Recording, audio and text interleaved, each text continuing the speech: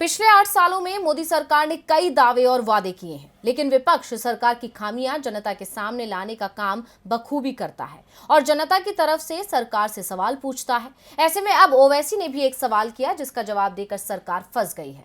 जिसके बाद अब ओवैसी ने ट्वीट कर मोदी सरकार को उसके ही 2 अलग-अलग जवाबों पर घेर लिया है। क्या है मामला, देखिए रिपोर्ट।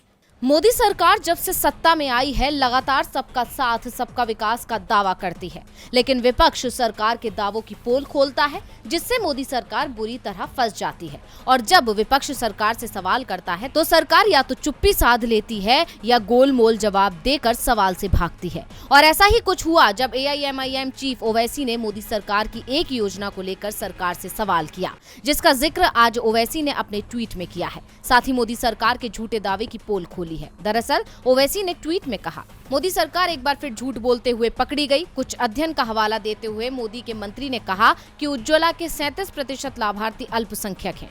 मैंने लोकसभा में वास्तविक संख्या के बारे में पूछा। सरकार का कहना है कि उनके पास धर्म के हिसाब से आंकड़े नहीं हैं। या तो मुख्तार अब्बास नकवी तब झूठ बोल रहे थे या रामेश्वर तेली अब झूठ बोल रहे हैं। ओवैसी ने अपने ट्वीट के साथ 2 तस्वीर भी साझा की हैं, जिसमें एक उस समय की है जब मुख्तार अब्बास नकवी मंत्री थे और दूसरी केंद्रीय मंत्री रामेश्वर तेली की है।